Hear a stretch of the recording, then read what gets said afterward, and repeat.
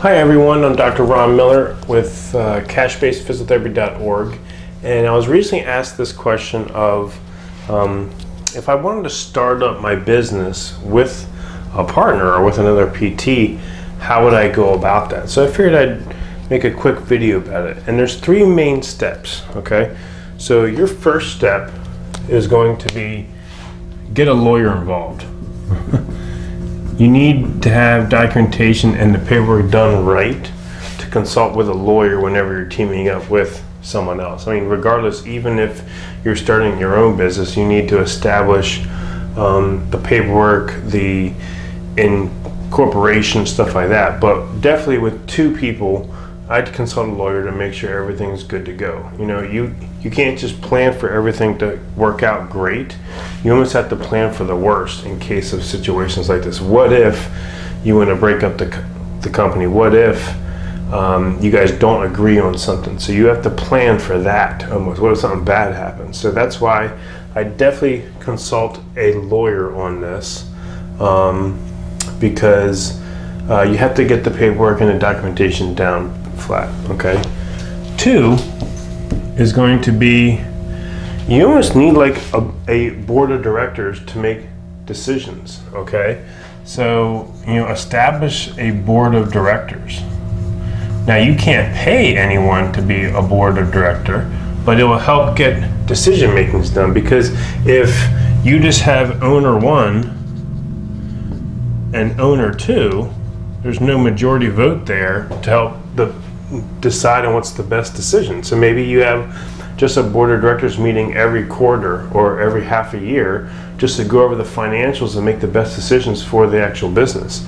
Maybe you have like a friend here, either you have three or maybe you have five people join your board of directors, a friend who's not going to expect money for this, but someone to help out with some of the decisions or someone to consult with about some of the decisions about the business, okay? So maybe establish a board of directors of just to run ideas by to make sure that everything's on the same page and we're all doing what's best for the actual business, okay? Three is the most important one.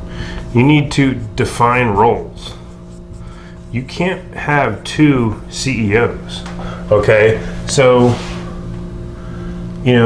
the paperwork here is going to be maybe 50-50 ownership of the actual company. This is what your paperwork here is going to actually dictate. Who owns the company and what happens to profits, okay?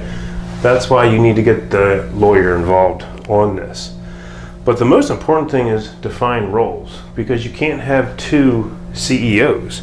And this is done by doing your org chart, okay? So you have to clearly define the roles and who's responsible for each thing. You can only have one real CEO, but who's going to manage the marketing? The chief marketing officer. Who's going to be in charge of the CO, the chief operations officer? Who's going to be in charge of sales, the CSO?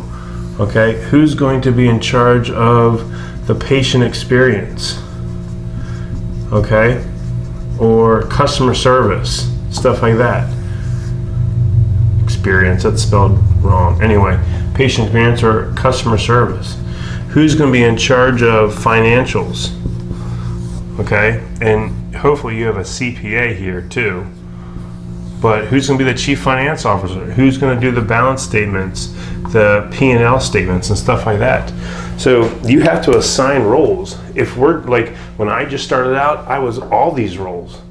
If you're starting a business and you're the only person doing this, you're doing all of this stuff, okay? But as you start up a business, if you have two people who are owners, you have to decide who's going to be the CEO. Maybe this is number one. And he likes dealing with numbers, so he's going to do the chief financial stuff too. But then maybe number two's better at marketing and sales. Maybe operations is done by one, and the patient experience and customer service is done by two. You have to divvy up roles here and who's in charge of each one, okay? This is done through your org chart, and all of us in opening a cash-based practice should have an organizational chart, okay? But if you're going into business with someone else, you have to clearly define the roles within the business, who's in charge of what within the org chart. Okay, and then from there, you can do your monthly meetings and stuff like that and have everyone in charge of certain stats, because each one of these positions will have a stat or a KPI. This is what we go over in Business 101 of how I run my company and what are the KPIs for every single role here and what I do with all this stuff. So, we all should be doing this who own a small business or a cash-based practice. You need to be doing this anyway. You may be the name for all this stuff, but as your business grows, then you can bring on other people to take on the roles. And you really can't pay yourself with this stuff until you reach a bigger business, like over $1 million in sales. So don't plan on paying yourself for these roles until you break $1 million in sales. That's if you even want to do that. But just to kind of recap here, if I was going to open a business with another PT, you got to consult with a lawyer and get your paperwork done and split it 50-50 ownership, and who's just, make sure that the paperwork's done right. Remember, you got to plan, what if shit hits the fan, what are you going to do? Okay, so this has to be done. Second, maybe design a board of directors. Things may start out great, but they may not end great. But you have to be able to be organized and maybe form a little board of directors, maybe have a mentor there, Dave and I.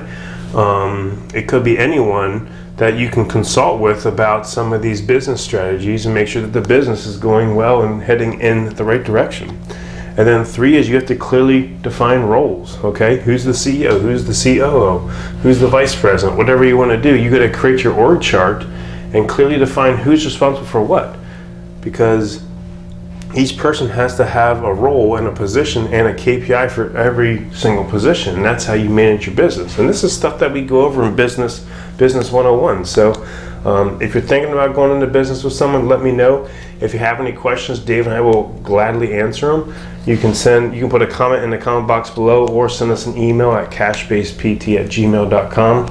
Otherwise, this is just my tips to help you start out your cash-based practice if you want to go into business with a friend or another PT. So just let us know if you have any questions, and you can visit cashbasedphysiotherapy.org for more of our services. Thanks.